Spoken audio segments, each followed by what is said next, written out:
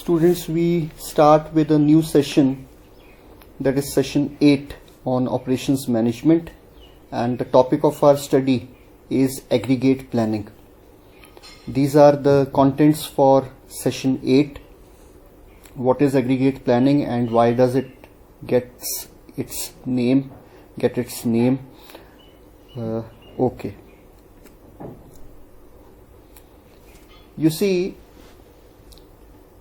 after the demand forecasting figures have been obtained by a manufacturing organization, the manufacturing organization has come to know that for a future period, both a very immediate future period, also a moderately away future period, and even the most distant future periods, the manufacturing company keeps on collecting this data, that what is the demand anticipated by the market for my products.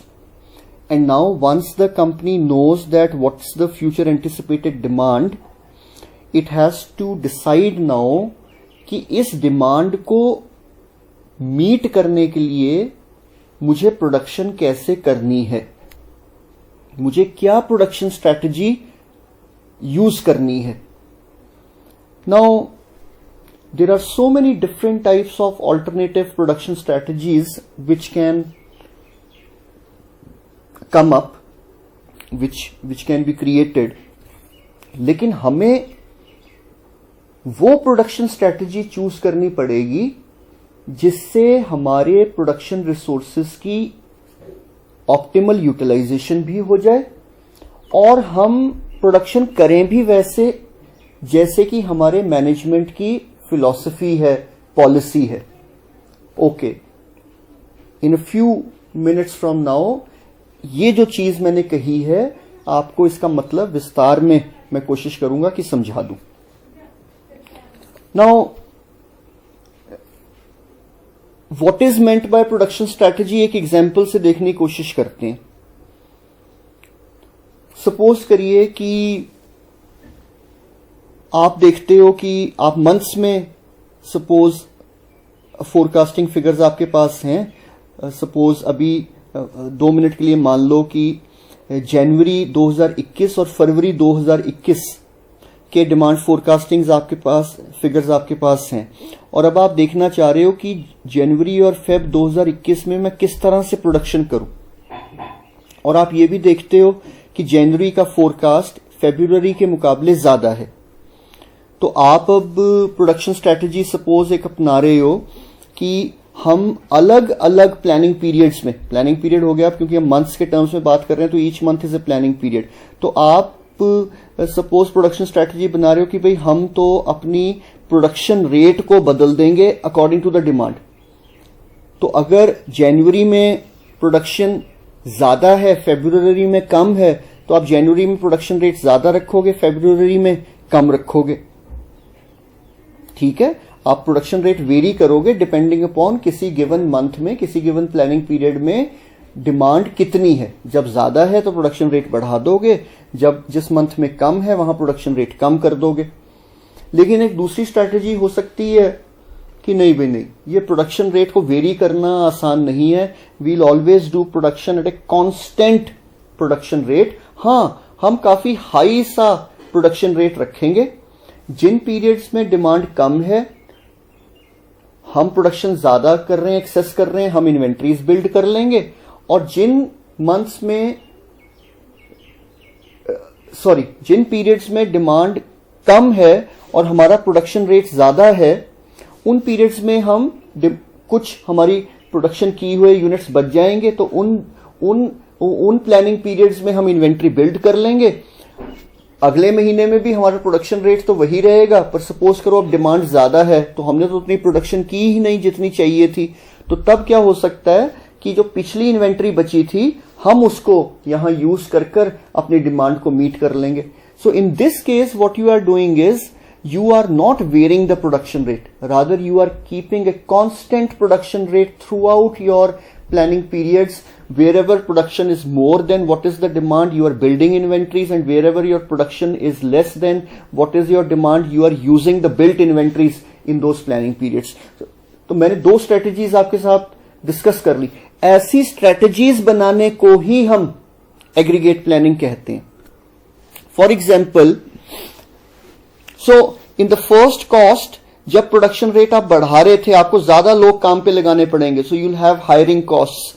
और जब आपकी production आप कम करते हो, production rates लो कर देते हो किसी प्लानिंग पीरियड में, वहां फिर आपको एम्प्लॉइज को ले ऑफ करना पड़ेगा, तो वहां लेइंग ऑफ कॉस्ट्स आएंगे, राइट? क्योंकि किसी को निकाल देना भी इट्स नॉट, आपको अनएम्प्लॉयमेंट फंड्स देने पड़ते हैं, ग्रेच्युटी देनी पड़ती है, एटसेट्रा एटसेट्रा, राइट? और जब आप कांस्टेंट प्रोडक्शन रेट रख रहे थे दूसरी स्ट्रेटजी में, और इन्वेंट्रीज बिल्ड कर रहे थे और डिप्लीट कर रहे थे इन अलग अलग प्लानिंग पीरियड्स, तो उस समय में जब आप इन्वेंट्री बिल्ड करते हैं तो इन्वेंट्री को कैरी करने का, इन्वेंट्री को स्टोर करने का खर्चा पड़ता है, तो उस प्रोडक्शन स्ट्रेटजी में ये खर्चा पड़ेगा।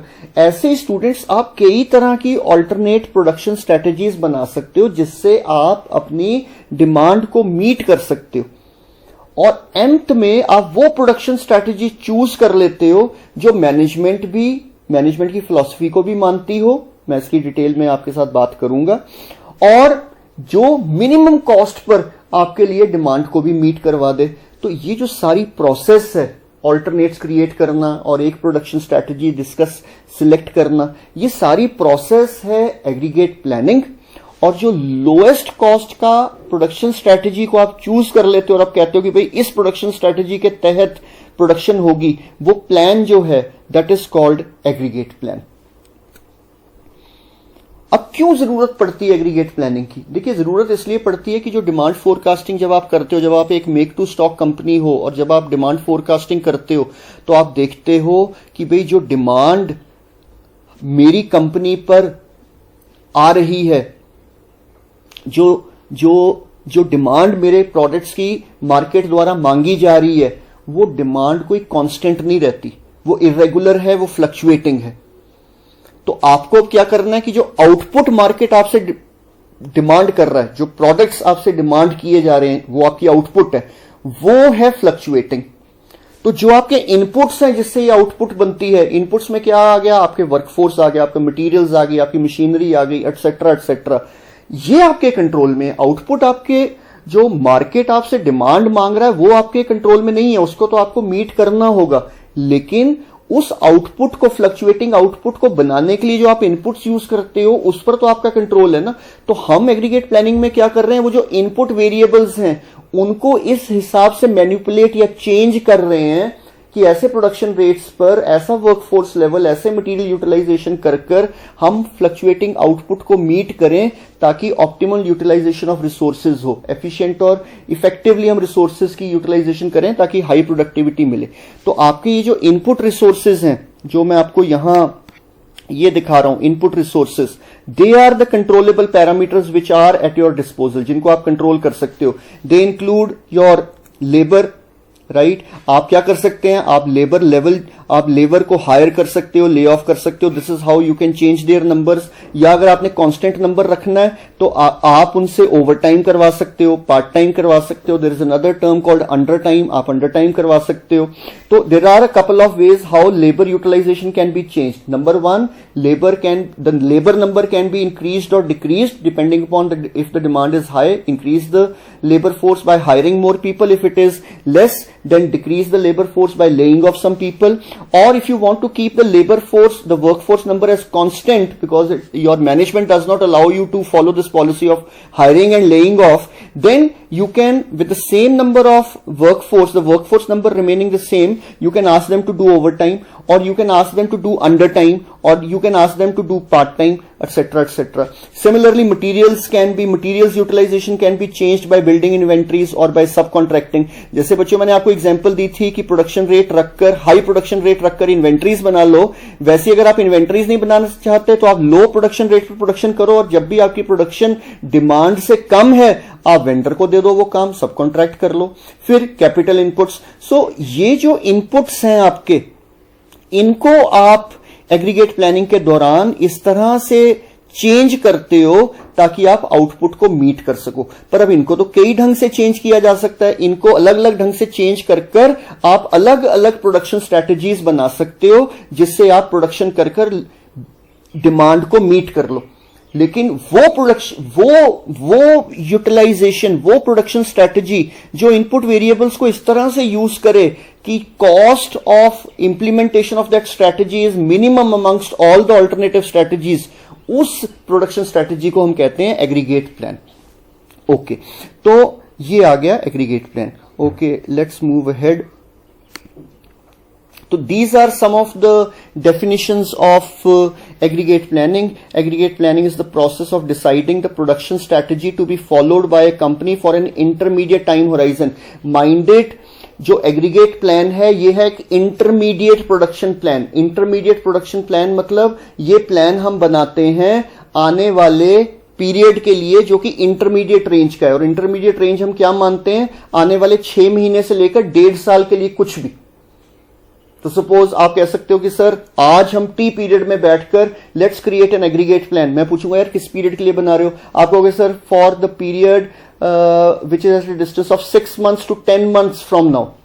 तो इसका मतलब अगर आप आज जैसे आप अप्रैल में बैठे हुए हैं चौथे महीने में, तो नवंबर 2020 से लेकर से फरवरी 2021 तक प्रोडक्शन कैसे की जानी है, किस स्ट्रैटेजी से की जानी है, आप एग्रीगेट प्लान बना सकते हो। तो एग्रीगेट प्लान किस पीरियड के लिए बनता है? फ्यूचर में 6 महीने से लेकर 18 महीने तक के लिए। तो एनीथिंग बिटवीन 6 महीने टू 18 महीने इनटू द फ्यूचर आप अपना एग्रीगेट प्लान बना सकते हो। बच्चों माइंडेड, जो ये टोटल पीरियड आप डिसाइड करते हो जिसके लिए एग्रीगेट प्लान या कोई भी प्रोडक्शन प्लान बन रहा है, उसको कहते हैं टाइम होराइजन।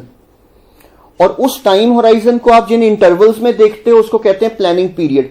सपोज मैं कहता हूं लो भाई जनवरी 2021 से लेकर दिसंबर 2021 तक के लिए एग्रीगेट प्लान बनाओ, तो what's the planning horizon? 1 year. और यार मैं कह देता हूं कि इस प्लानिंग होराइजन को किन इंटरवल्स में देखना? आप कहते हो सर महीने महीने के इंटरवल में देखते हैं। तो what is the planning period? Planning period is 1 month।